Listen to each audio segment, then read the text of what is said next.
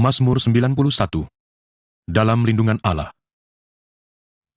Orang yang duduk dalam lindungan yang maha tinggi dan bermalam dalam naungan yang maha kuasa akan berkata kepada Tuhan, tempat perlindunganku dan kubu pertahananku, Allahku yang kupercayai. Sungguh, dialah yang akan melepaskan engkau dari jerat penangkap burung, dari penyakit sampar yang busuk. Dengan kepaknya, ia akan menudungi engkau, di bawah sayapnya, engkau akan berlindung. Kesetiaannya, ialah perisai dan pagar tembok. Engkau tak usah takut terhadap kedahsyatan malam, terhadap panah yang terbang di waktu siang, terhadap penyakit sampar yang berjalan di dalam gelap, terhadap penyakit menular yang mengamuk di waktu petang. Walau 1000 orang rebah di sisimu dan 10.000 di sebelah kananmu, tetapi itu tidak akan menimpamu. Engkau hanya menontonnya dengan matamu sendiri dan melihat pembalasan terhadap orang-orang fasik. Sebab Tuhan ialah tempat perlindunganmu, yang maha tinggi telah kau buat tempat perteduhanmu. Malapetaka tidak akan menimpa kamu, dan tulah tidak akan mendekat kepada kemahmu. Sebab malaikat-malaikatnya akan diperintahkannya kepadamu untuk menjaga engkau di segala jalanmu. Mereka akan menatang engkau di atas tangannya, supaya kakimu jangan terantuk kepada batu.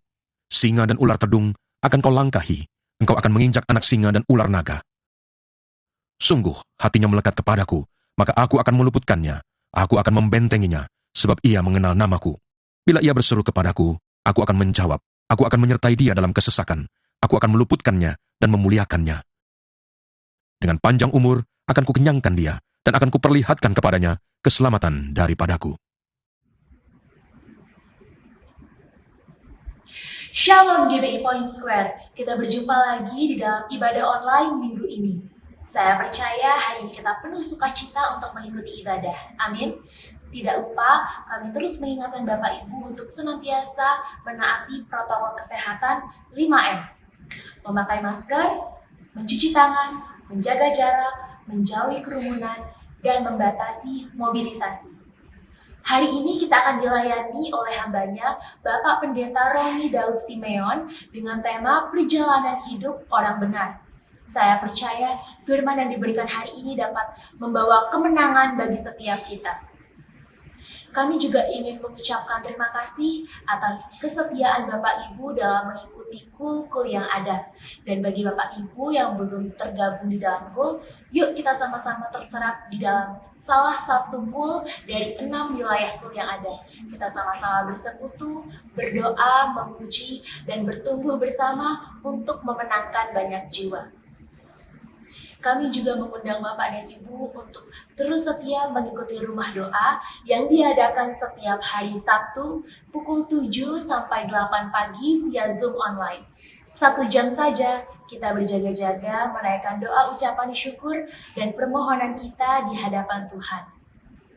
Dan bagi Bapak Ibu yang rindu untuk memberikan persembahan terbaikku, yaitu persembahan persepuluhan atau diakonia, dapat melalui transfer bank atau scan QR code yang tersedia atas nama GBI Point Square. Mari sebelum kita memulai ibadah, kita bersatu di dalam doa. Terima kasih Tuhan, kami mengucap syukur untuk kebaikan dan anugerah-Mu Tuhan. Kami bisa ada sampai hari ini itu semua karena kebaikan-Mu Tuhan. Kami mengucap syukur kami bisa mengikuti kembali ibadah online hari ini dengan penuh sukacita ya Bapa. Terima kasih Tuhan, hari ini kami mau menaikkan doa permohonan kami di hadapan-Mu. Kami mau berdoa bagi pemimpin-pemimpin rohani kami Tuhan. Kami berdoa bagi gembala sidang kami, Opa Niko beserta keempat wakil, Gembala Rayon 1H, Om Budianto Totong beserta wakil, dan Gembala Cabang Point Square, Om Suwardi beserta wakil, Gembala-Gembalaku, sampai kepada jemaat-jemaat-Mu Tuhan. Kami percaya Tuhan, Tuhan memberkati keluarga, kesehatan, pelayanan hamba-hamba-Mu Tuhan. Tuhan berikan hikmat yang baru, Tuhan memberikan urapan yang baru bagi hamba-hamba-Mu. Terima kasih Tuhan Yesus, kami juga rindu berdoa bagi bangsa kami, bangsa Indonesia Tuhan. Kami percaya Tuhan, Kau mengasihi bangsa kami, Tuhan. Berkati Tuhan pemimpin bangsa kami mulai dari presiden, wakil presiden, seluruh jajaran pemerintahan yang ada sampai ke daerah Tuhan. Kami percaya Tuhan berikan roh yang takut akan Tuhan. Tuhan memberikan kesembuhan, Tuhan memberikan pemulihan atas bangsa kami Tuhan. Kami juga rindu berdoa Tuhan bagi bangsa-bangsa. Kami percaya Tuhan, Tuhan punya rencana yang indah apapun yang terjadi Tuhan Yesus. Biar kiranya terjadi pemulihan, terjadi kebangkitan rohani, kebangunan rohani Tuhan. Terima kasih ya Tuhan, kami mengucap syukur untuk pagi hari ini ya Tuhan. Kalau firman-Mu juga akan disampaikan Tuhan, kami siap untuk diajar, kami siap Tuhan untuk menerima kebenaran firman-Mu ya Bapa. Terima kasih Tuhan Yesus, hanya di dalam nama-Mu kami sudah berdoa dan mengucap syukur. Yang percaya, mari sama-sama kita katakan, amin. Selamat hari Minggu, selamat beribadah, dan Tuhan Yesus memberkati.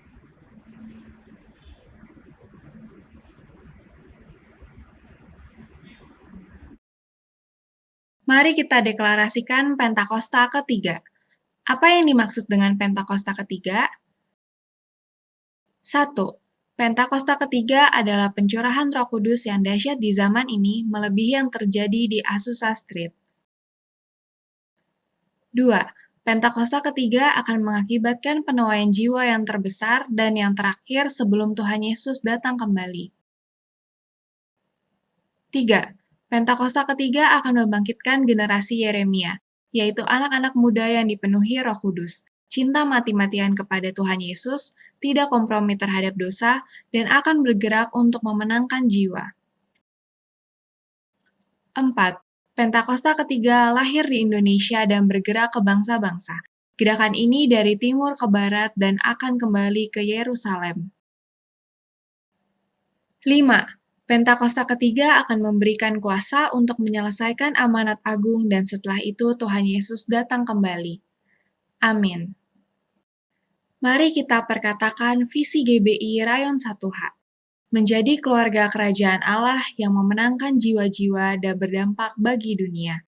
Dengan nilai ikrar, integritas, keintiman, rendah hati, antusias inovatif, rela berkorban.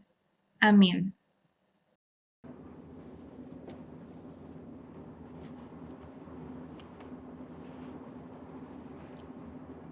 Shalom saudara, saya percaya hari ini kita semua dalam keadaan yang baik dan luar biasa. Voice of Pentecost kali ini akan mempelajari bahwa baptisan Roh Kudus itu sangat penting. Jika kita berbicara tentang identitas insan Pentakosta, maka pengajaran yang paling sentral adalah baptisan Roh Kudus. Ini merupakan hal yang menarik dan juga sangat penting untuk disimak. Karena baptisan Roh Kudus bukan saja sangat penting bagi pertumbuhan iman kita, tetapi juga sangat penting untuk menggenapi amanat agung Tuhan Yesus. Dalam pengakuan iman GBI, disebutkan bahwa baptisan Roh Kudus adalah karunia Tuhan untuk semua orang yang telah disucikan hatinya. Tanda awal baptisan Roh Kudus adalah berkata-kata dengan bahasa roh sebagaimana diilhamkan oleh Roh Kudus. Baptisan Roh Kudus yang dimaksud adalah pengalaman dipenuhi oleh Roh Kudus setelah seseorang lahir baru atau menerima keselamatan seperti yang dialami oleh para murid-murid Yesus. Berbahasa roh adalah tanda awal seseorang dibaptis Roh Kudus. Ini adalah pemberian dari Bapa kepada setiap orang yang percaya yang mau dan membuka hatinya. Kenapa penting untuk orang percaya mengalami baptisan Roh Kudus? Karena ada dua manfaat utama yang dapat dirasakan. Yaitu yang pertama, kita akan hidup semakin intim dengan Bapa dan menjadi kuat di dalam Dia. Bahasa roh adalah pemberian dari Bapa agar kita bisa lebih intim di dalam persekutuan dengannya. Di dalam Roma 8 ayat 26, Paulus berkata bahwa roh membantu di dalam kelemahan kita berdoa. Ketika kita berdoa dengan akal budi, mungkin ada hal-hal yang tidak terucap atau keluhan-keluhan yang tidak tersampaikan. Nah, berbahasa roh mengeluarkan keluhan-keluhan terdalam kepada Bapa secara langsung. Bukankah ini sebuah persekutuan yang indah? Berbahasa roh juga penting di dalam membangun kekuatan rohani kita. Di dalam 1 Korintus 14 ayat 4 dikatakan, siapa yang berkata-kata dengan bahasa roh, ia membangun dirinya sendiri. Berbahasa roh itu seperti membangun kekuatan rohani dari dalam, membangun iman kita. Kalau iman kita kuat, rohani kita kokoh dari dalam, maka serangan dan tekanan apapun dari luar akan sanggup kita hadapi. Seperti Paulus yang mengalami banyak tekanan dan penderitaan di dalam melayani Tuhan. Dia pernah 5 kali disesah orang Yahudi, 3 kali didera, 1 kali dilempari batu. 3 kali mengalami kapal karam bahkan terkatung-katung di lautan. Bagaimana dia bisa kuat menghadapi itu semua? Saya percaya kehidupan yang intim dengan Roh Kudus memberikan kekuatan dari dalam untuk terus melayani. Manfaat berbahasa roh yang kedua, kita mendapatkan kuasa serta keberanian untuk menginjil dan menyelesaikan amanat agung. Dalam kitab Kisah Para Rasul, ada pola yang berulang-ulang terlihat. Orang yang dipenuhi Roh Kudus diberi keberanian untuk menginjil. Dalam Kisah Para Rasul 4 ayat 8 tertulis, Petrus dalam kepenuhan Roh Kudus bersaksi dengan berani mengenai Yesus. Apa respon orang Saduki? Ayat 13 mencatat, sidang itu melihat keberanian Petrus dan Yohanes. Sesudah insiden di sidang itu, para murid berkumpul untuk berdoa. Dan Kisah Para Rasul 4 ayat 31 mencatat, mereka semua penuh dengan Roh Kudus, lalu mereka memberitakan firman Allah dengan berani. Wow, para murid yang dipenuhi Roh Kudus bukan saja diberi kuasa untuk melakukan tanda dan mujizat, tetapi diberi keberanian untuk memberitakan firman Allah. Keberanian dari Roh Kuduslah yang kita perlukan untuk menyelesaikan amanat agung di era Pentakosta ketiga ini. Roh Kudus punya kuasa yang besar dalam hidup kita. Yesus sendiri memberi peringatan keras kepada mereka yang menghujat Roh Kudus di Matius 12 ayat 32. Kata menghujat di sini memiliki arti sempit dan arti luas. Dalam arti sempit, orang-orang ini digambarkan sebagai mereka yang tidak percaya kepada kuasa Roh Kudus, sehingga di dalam hidupnya kerap merendahkan dengan kata-kata dan perbuatan. Arti luas dari menghujat adalah saat seseorang menolak karya Roh Kudus dalam hidupnya. Dia mungkin melihat tanda dan mujizat dilakukan, pemberitaan Injil diberikan, tetapi hatinya terus-menerus menolak suara Roh Kudus yang lembut. Sampai pada akhir hidupnya, dia menolak keselamatan dan tidak dapat diampuni lagi. Jangan sampai kita mendukakan Roh Kudus, apalagi menghujatnya. Mungkin ada saudara yang bertanya, bagaimana caranya agar saya bisa dibaptis Roh Kudus dan mendapatkan karunia berbahasa roh? Caranya adalah dengan meminta kepada Bapa yang baik. Yesus berkata, jika kamu yang jahat tahu memberi pemberian yang baik kepada anak-anakmu, apalagi Bapamu yang di sorga, Ia akan memberikan Roh Kudus kepada mereka yang meminta kepadanya. Sembari menantikan baptisan Roh Kudus, jangan pasif, tetapi teruslah berdoa, memuji, dan menyembah Tuhan dengan akal budi kita. Bapa pasti akan memberikan karunia Roh Kudusnya pada waktunya. Jadi, setelah mempelajari semua ini, pertanyaannya bukan haruskah kita dibaptis Roh Kudus, tetapi maukah kita dibaptis Roh Kudus? Mari terus bangun roh kita, buka hati kita sehingga kita dipenuhi Roh Kudus. Roh Kudus akan menguatkan kita dan memberi kita keberanian untuk menyelesaikan amanat agung di era Pentakosta ketiga. Saudara, untuk penjelasan lebih lengkapnya dari tim teologi kami, jangan lupa buka link yang ada di atas atau scan QR Code yang tersedia. Salam integritas, Tuhan Yesus memberkati.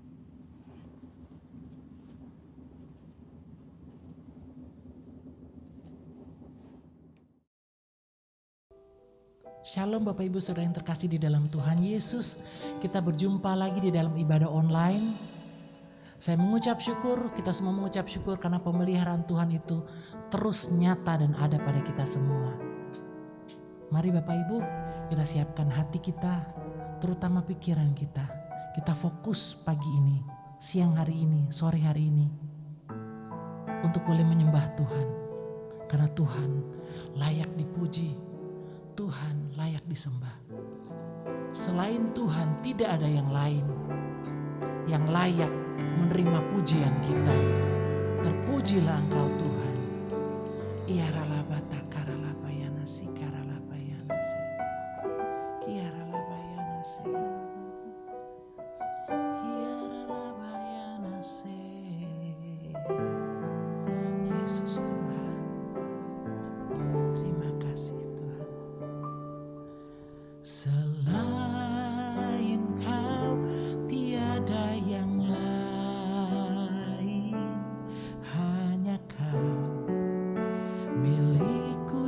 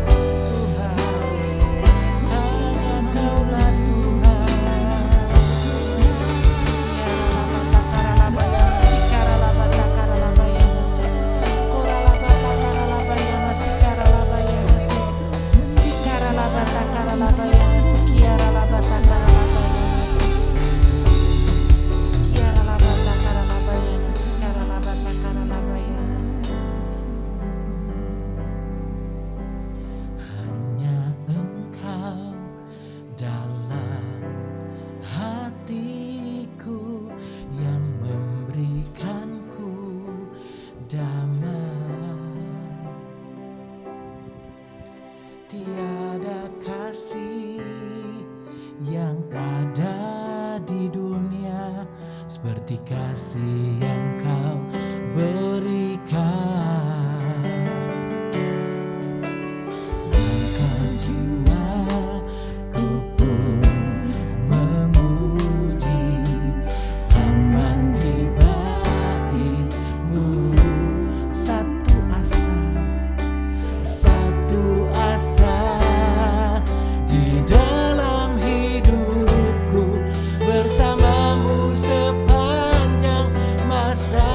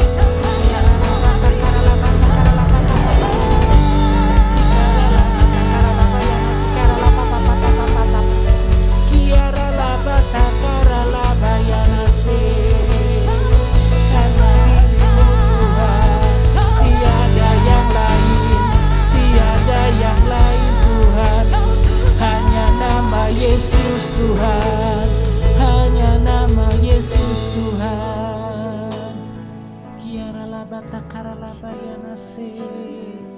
Kiara labata karalabayana se. Kiara labayana se. Tuhan, kami memuji-Mu Tuhan, kami menyembah-Mu Tuhan Yesus, sebab sungguh hanya Engkau yang layak dipuji dan disembah Tuhan. Koria labata karalabayana shikara labata karalabayana se. Kiara labata karalabayana sikara labayana sikara labayana se. Terima kasih Tuhan Yesus, terima kasih Tuhan Yesus, terima kasih Tuhan Yesus. Kiara labata karalabayana sikara labayana se. Uria labata karalabayana se. Kiara labata.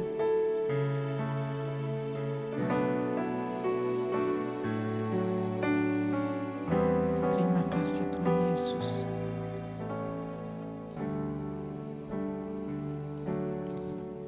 Di hadirat-Mu ku bersujud, menikmati kehadiran-Mu. Ku buka hati saat ini untuk mendengar suara-Mu.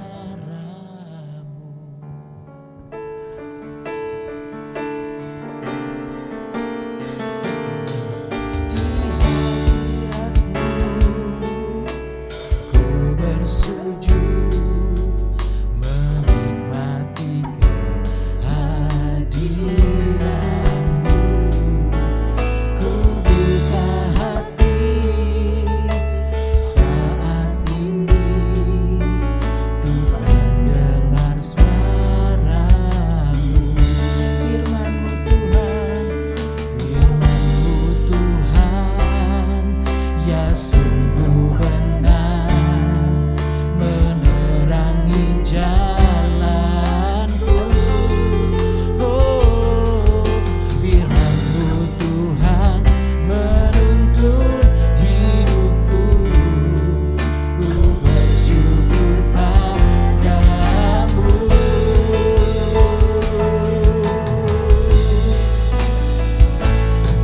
Di hadirat-Mu ku bersujud, menikmati kehadiran-Mu. Ku buka hati saat ini dengar suara-Mu.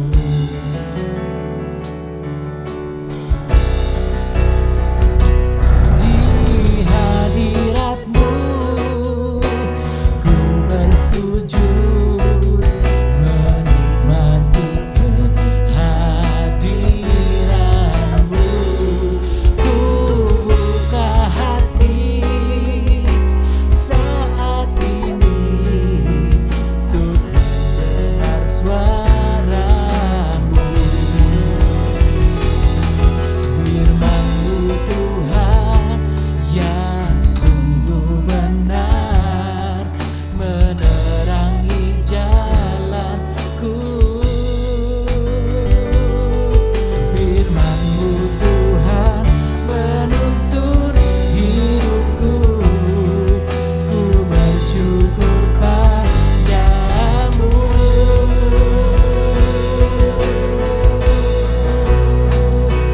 Di hadirat-Mu ku bersujud, menikmati kehadiran-Mu. Ku buka hati saat ini untuk mendengar suara-Mu. Di hadirat-Mu ku bersujud, menikmati kehadiran-Mu. Ku buka hati saat ini untuk mendengar suara-Mu. Firman-Mu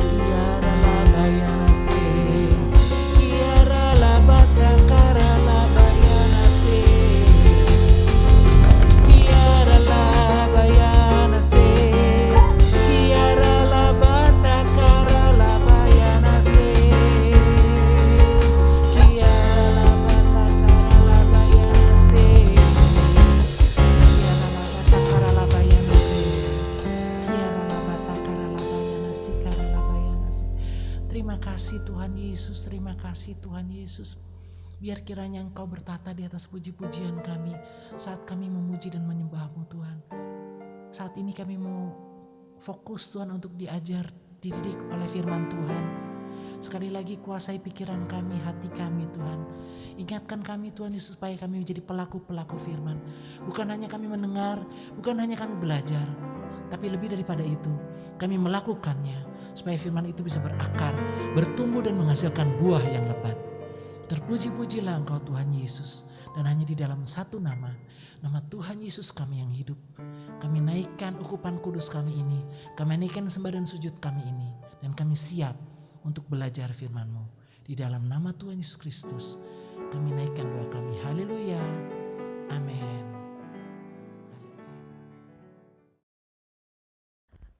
Shalom warga kerajaan dari GBI Rayon 1H yang digembalakan oleh Bapak Totong. Terima kasih Pak Totong buat kesempatannya. Dan seluruh jemaat, saya percaya lapar haus akan kebenarannya sedang terjadi atas setiap kita.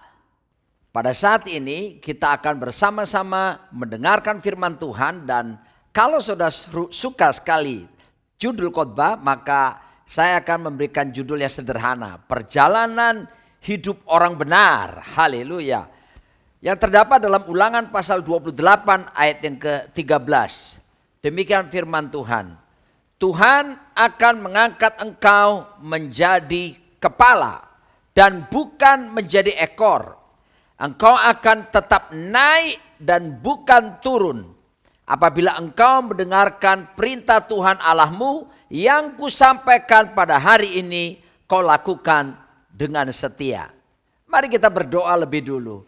Bapa Sorgawi, dalam nama Yesus, nyatakan dirimu lewat kebenaran firman-Mu, karena firman-Mu ya dan amin. Firman-Mu pelita bagi kaki kami, serta terang bagi jalan kami.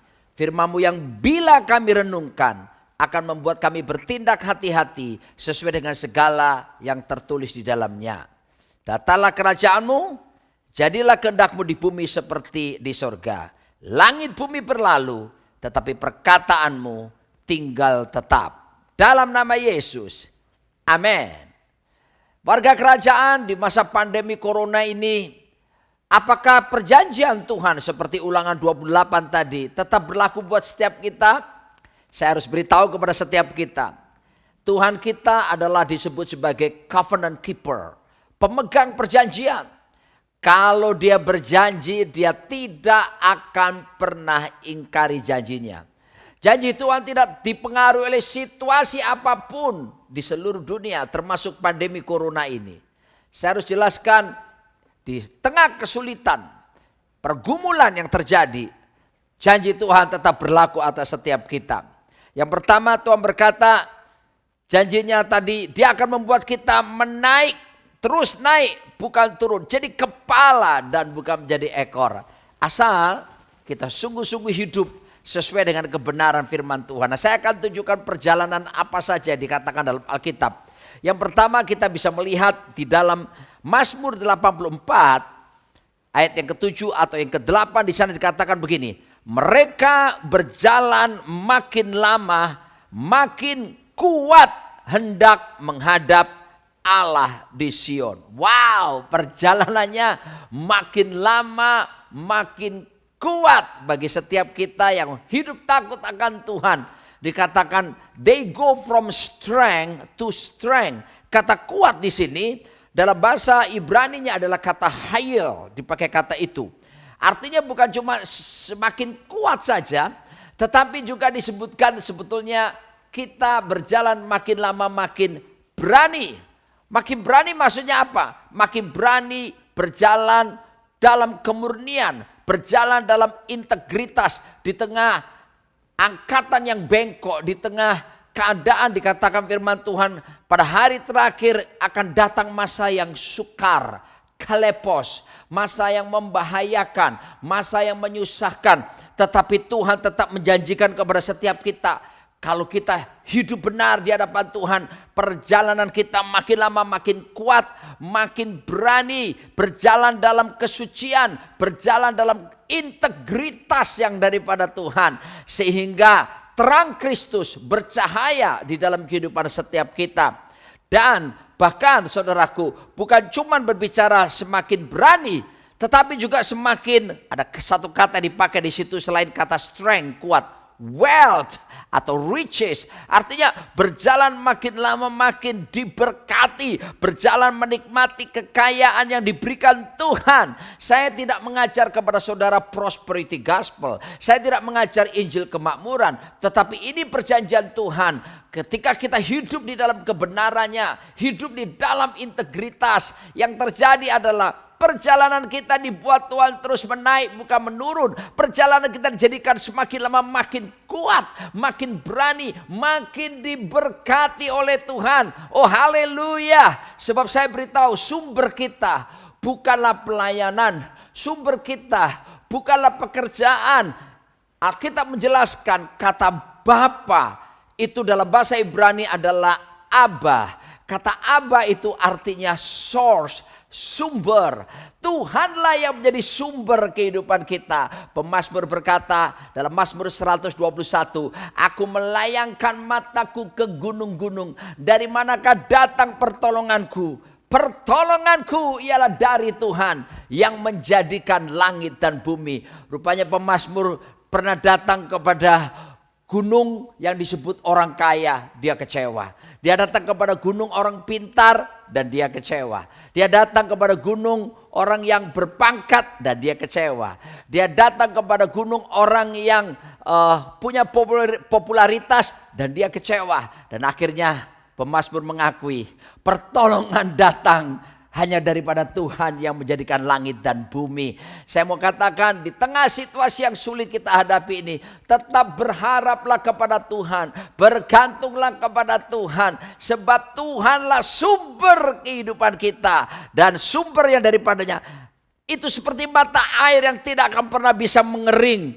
Karena Tuhanlah pusat dari segala sesuatu. Sumber kehidupan kita, orang-orang percaya. Jangan mengandalkan manusia. Mari di tengah keadaan seperti ini mengandalkan Tuhan. Pasti kamu akan dibuat menaik bukan menurun. Perjalananmu akan dibuat makin lama makin kuat, makin berani, makin diberkati, makin dipelihara oleh Tuhan yang luar biasa. Saudaraku dikasih Tuhan, yang kedua perjalanan yang Tuhan inginkan, yang memang Dia sediakan bagi setiap kita.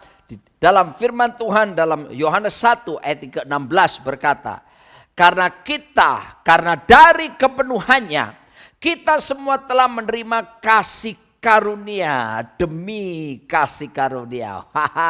Ini indah sekali. Berjalan dari mana? Dari kasih karunia kepada kasih karunia. Kata kasih karunia, kata Yunani dipakai adalah charis. Kata charis ini artinya kemampuan Tuhan yang diberikan kepada kita supaya kita bisa melakukan kebenaran. Indah sekali bukan? Sebab di dalam Yesus, Yohanes 1 ayat 14, Yesus itu penuh dengan kasih karunia dan kebenaran. Harus seimbang. Ada kasih karunia, ada kebenaran. Tidak bisa ini bertabrakan. Tidak bisa kita mengutamakan kasih karunia saja lebih daripada kebenaran, atau kebenaran lebih daripada kasih karunia. Dua-duanya dalam keseimbangan. Sebab justru Tuhan berikan kasih karunia, diberikan kemampuan buat kita oleh anugerahnya untuk melakukan kebenaran, sehingga kita bisa taat melakukan firman karena ada kasih karunia yang diberikan kepada kita. Dan Dia menjanjikan sekalipun di masa pandemi seperti ini, Anda bisa berjalan dari kasih karunia kepada kasih karunia, supaya dengan demikian kita bisa taat. Tetap di dalam kesulitan apapun, pergumulan apapun, kita bisa taat untuk melakukan kebenaran firman Tuhan. Bukan dengan kekuatan kita, tetapi kekuatan kasih karunia yang diberikan kepada kita. Sehingga kita bisa berkata perintah-perintahnya, firman-Nya tidak berat. Karena apa? Ada anugerah kasih karunia yang memampukan kita melakukan kebenaran firman Tuhan dalam diri kita. Nah, mari saya tunjukkan kasih karunia apa saja disediakan. Luar biasa. Anda tahu kata kasih karunia dalam bahasa Inggris grace itu ada akronimnya, ada singkatannya. G-nya adalah give, sifatnya pemberian, gratis, tis. Saking mahalnya, maka kekayaan siapapun tidak akan bisa sanggup membeli anugerah Tuhan.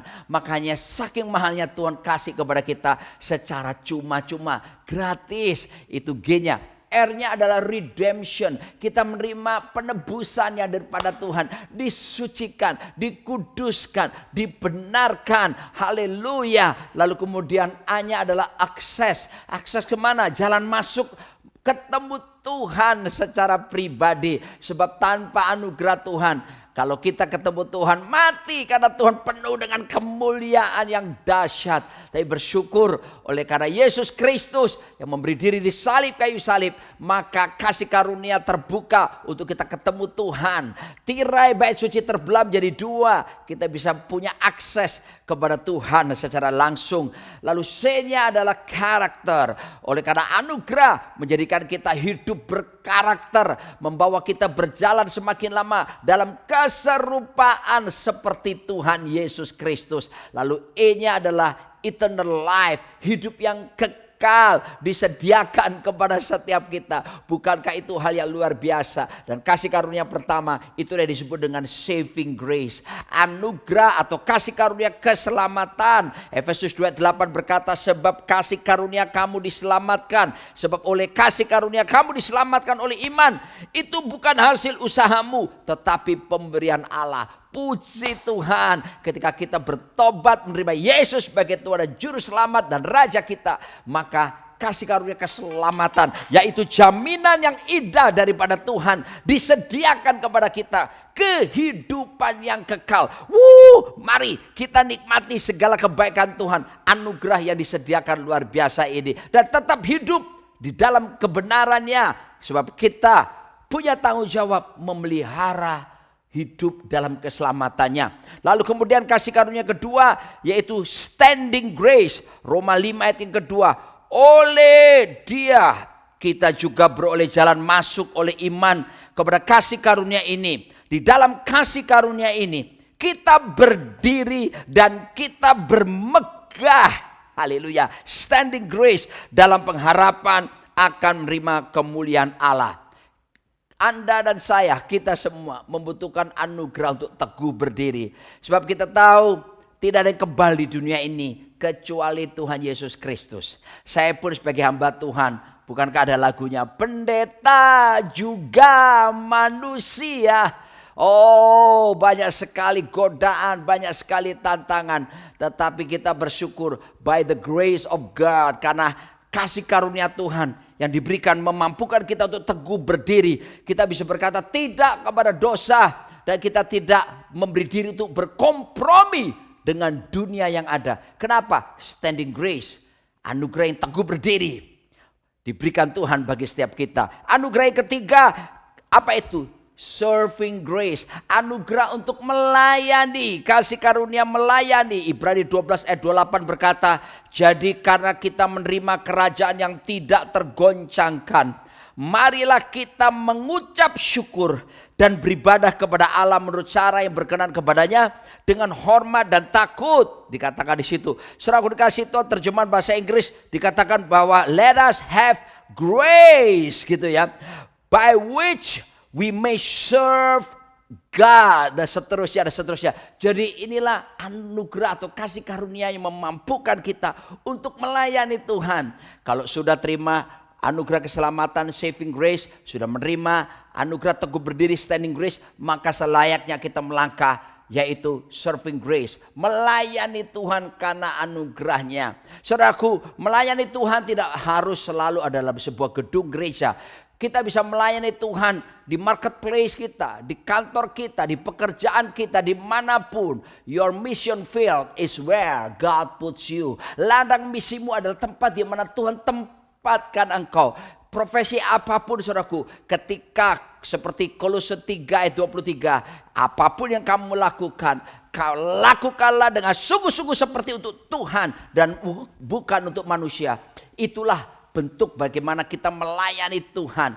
Apapun kita bisa menyenangkan Tuhan lewat kehidupan kita sehari-hari, pekerjaan kita. Ayo saya ajak saudara untuk membalas cinta kasih Tuhan Jangan berpangku tangan, karena Tuhan bukan cuma mau jemaat yang setia. Saya perhatikan banyak orang berpikir, oh yang penting setia. Tapi saya beritahu kepada saudara, not just faithful, but fruitful. Tuhan bukan cuma ingin kita setia, tapi harus berbuah. Nah oleh sebab itu, mari terlibat dalam melayani. Bisa di dalam gedung gereja, di luar gereja, dimanapun Tuhan tempatkan kita. Berikan hati, melakukan segala sesuatu dengan segenap hati. Seperti untuk Tuhan dan bukan untuk manusia. Itu pula disebut sebagai pelayanan. Itu pula disebut sebagai penyembahan kita kepada Tuhan. Haleluya.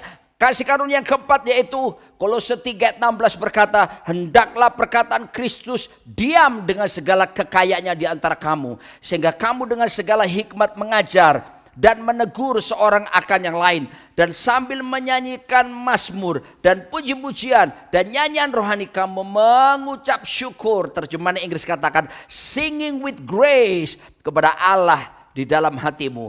Jadi kasih karunia yang keempat itu apa? Kasih karunia untuk memuji Tuhan. Haleluya.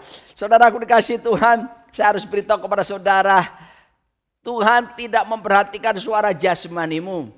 Tuhan mau lihat suara hatimu. Mungkin kita nyanyi fals atau nyanyinya nggak sesuai dengan tangga nada. Nggak apa-apa, yang penting hati saudara memiliki rasa cinta yang kuat kepada Tuhan dan mengasihi Tuhan dan takut akan Tuhan.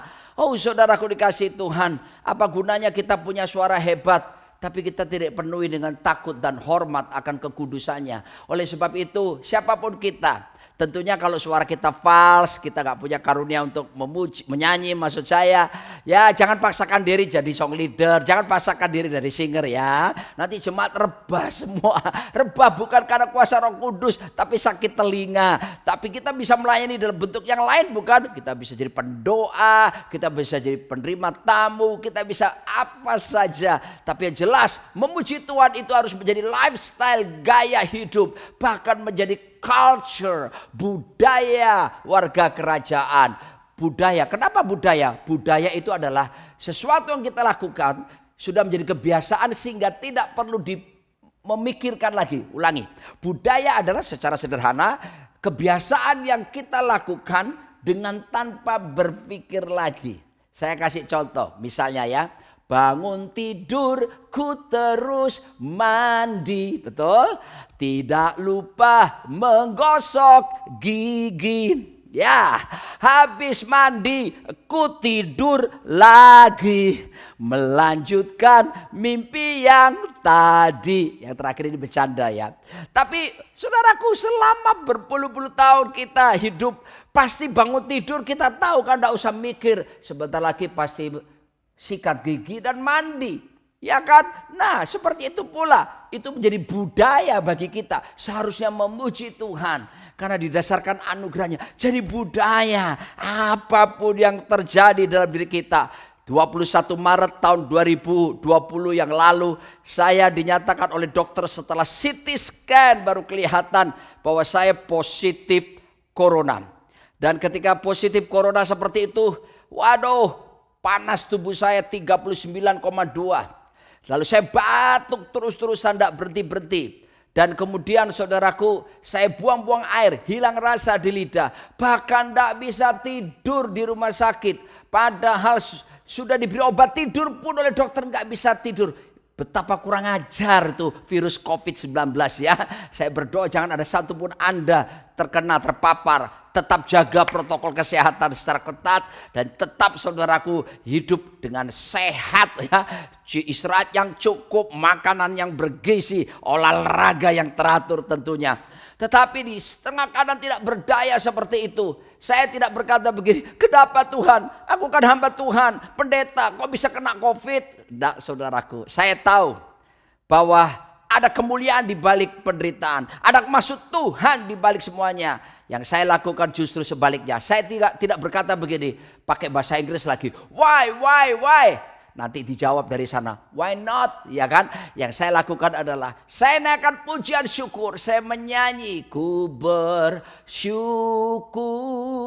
Bapa, ku bersyukur Tuhan, buat kasih setiamu di dalam hidupku. Ku bersyukur. Dan ketika saya terus bersyukur memuji Tuhan, saudaraku, kenapa? Di tengah kesakitan paparan COVID yang golongan berat pada waktu itu saya. Karena ada anugerah untuk memuji. Dan saya persembahkan bagi Tuhan. Dan yang luar biasa, maka Tuhan memberi kekuatan kepada saya untuk melewati hari-hari yang sulit waktu itu. Dan yang luar biasa, hati saya tetap tertuju kepada Tuhan.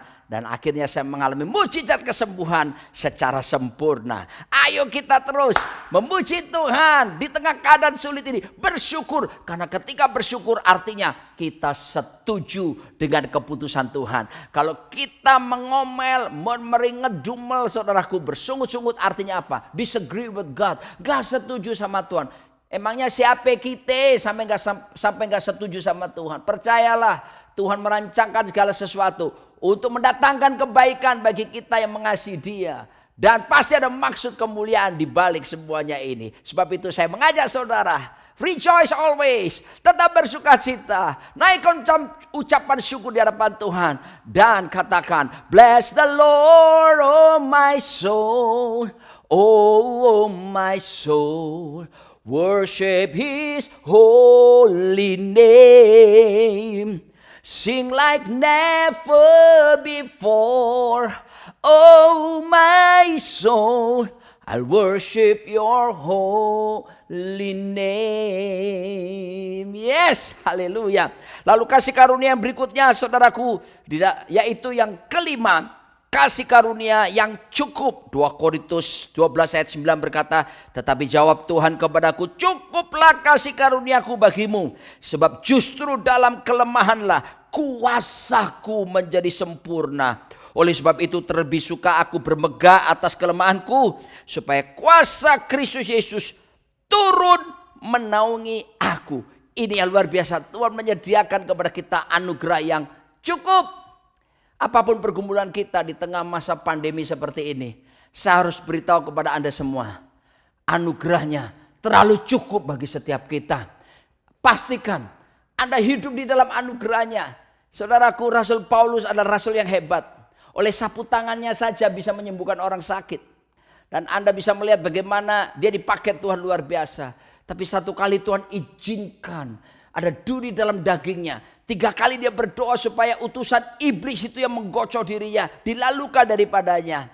Ada orang menafsir, ahli-ahli teologi menafsir kemungkinan pertama duri dalam daging itu yaitu dia sakit yang disebut sakit jantung.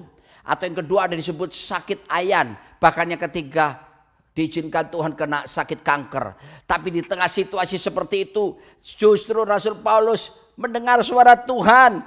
Dia berkata, cukuplah kasih karuniaku bagimu, sebab justru dalam kelemahanlah kuasaku menjadi sempurna. Apapun situasi saudara hari ini, saya beritahu, anugerah Tuhan, kasih karunia Tuhan terlalu cukup bagi setiap kita. Sehingga kita bisa melewati lembah-lembah kesulitan hidup ini. Seperti pemazmur berkata, Mazmur 23, though I walk through the valley of the shadow of death, sekalipun aku berjalan dalam lembah bayang-bayang kematian, aku tidak takut bahaya, sebab Tuhan besertaku. Wow, artinya apa saudaraku? Menikmati anugerah yang cukup, penyertaan Tuhan, hadirat Tuhan, apapun. Itu membuat kita akhirnya bisa apa? Bersyukur. Dan kita tidak akan pernah menyalahkan Tuhan. Kita tidak akan pernah menyalahkan situasi. Dan kita mengerti situasi sulit sekalipun, kemuliaan Tuhan pasti akan dinyatakan.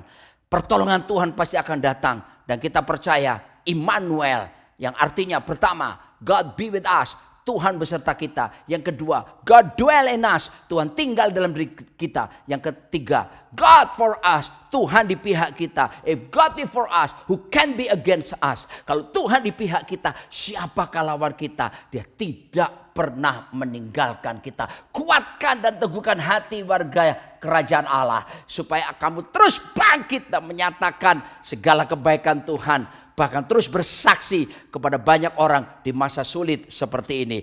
Lalu berikutnya yang Tuhan janjikan. Kalau kita mengalami anugerah, akibatnya Titus 2 ayat 11 sampai 12. Karena kasih karunia Allah yang menyelamatkan semua manusia sudah nyata.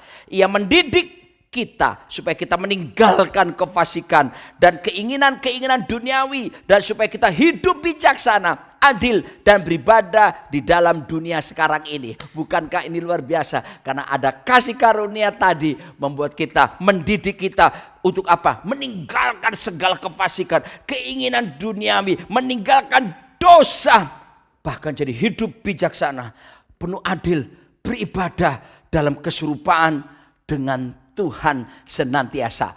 Oh haleluya. Selanjutnya tadi pertama, perjalanan dan makin lama makin kuat. Yang kedua, berjalan dari kasih karunia kepada kasih karunia. Yang ketiga, berjalan dari iman kepada iman. Roma 1 ayat 17 berkata, sebab di dalamnya nyata kebenaran Allah yang bertolak dari iman dan memimpin kepada iman, seperti ada tertulis, the just shall live by faith. Orang benar akan hidup oleh iman. Haleluya. Di masa sulit sekalipun seperti pandemi ini, tetaplah mengerti bahwa oleh anugerah Tuhan kita akan terus berjalan dari iman yang satu kepada iman yang selanjutnya. Bagaimana iman bisa bangkit, muncul? Roma pasal 10 ayat 17 berkata, jadi iman timbul dari pendengaran, dan pendengaran oleh firman Kristus. Saya mengajak tetap bertekun dalam pembacaan kitab suci. Baca Alkitab, renungkan siang dan malam. Yosua 1 ayat 8 menjamin perjalanan kita akan hati-hati. Kita akan dibuat perjalanannya berhasil, malahan beruntung. Situasi apapun janji Tuhan tetap akan dilaksanakan. Asal kita mau melakukan 5M, yaitu membaca, merenungkan, memperkatakan, melakukan, dan membagikan firman Tuhan dalam hidup kita. Apa kunci bahagia dan keberhasilan serta keberuntungan? 5M, membaca, merenungkan, memperkatakan, melakukan, membagikan firman dalam kehidupan setiap kita. Haleluya. Waktu saya terpapar COVID 21 Maret tahun 2020 tahun lalu, dan besoknya tanggal 22 Maret saya menerima kabar bahwa teman-teman saya, para hamba Tuhan yang juga kena COVID, meninggal dunia. Tiba-tiba kuasa kegelapan datang mengintimidasi saya, berkata, mati kamu, tidak ada harapan. Saudaraku, saya tahu saudara-saudaraku yang sudah meninggal tadi, waktu mereka di bumi memang jadwalnya sudah selesai. Dan mereka saat ini dalam kemuliaan bersama Bapa di sorgawi. Tetapi iblis mengintimidasi pikiran saya yang negatif, dan dijadikan saya timbul rasa gelisah dan mau membagikan rasa takut dalam diri saya. Tapi apa yang saya lakukan? Betapa kuasanya firman kalau kita perkatakan dan kita yakini. Iman bangkit, maka imun kita pula akan naik. Saya justru tolak segala perkataan iblis. Ya, saya berkata dalam 1 Korintus 10 ayat 13, saya ucapkan firman Allah bahwa pencobaan ini pencobaan biasa yang tidak melebihi kekuatanku. Tuhan menyediakan jalan keluar, saya sanggup melewatinya. Filipi 4 ayat 13, segala perkara dapat ku tangguh dalam Dia yang memberi kekuatan kepadaku.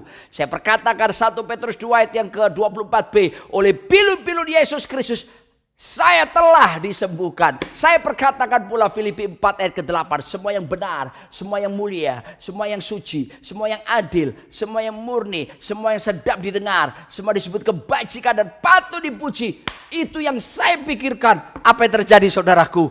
Damai sejahtera Allah yang melampaui segala akal memelihara hati dan pikiran saya dalam Kristus Yesus. Akibatnya saya tetap bisa bersukacita, bersyukur, imun saya naik, dan saya mengalami mujizat kesembuhan ilahi. Dokter sampai heran, sebab pada waktu itu Indonesia masih awal-awal.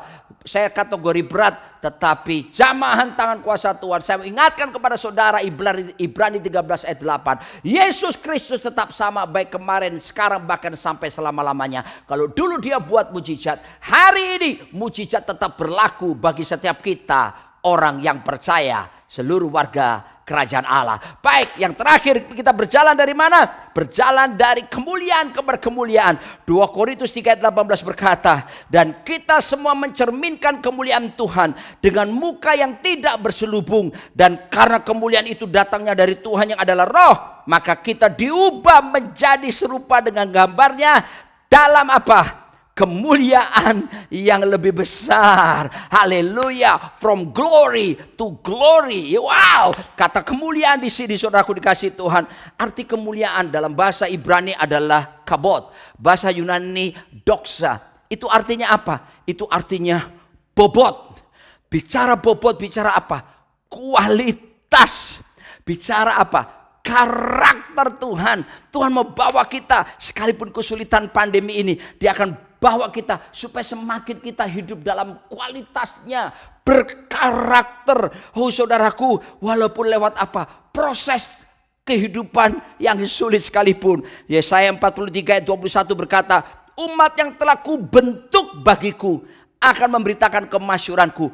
Umat yang kuproses, dibentuk lewat proses, akan memberitakan kemasyuran Tuhan, memberitakan kemuliaan Tuhan. Kemuliaan Tuhan bukan cuma terbatas pada tepuk tangan. Kemuliaan itu bobot, kualitas Tuhan akan dinyatakan dalam hidup setiap kita. Dan jangan tolak proses kehidupan.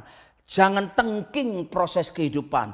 The cross before the crown.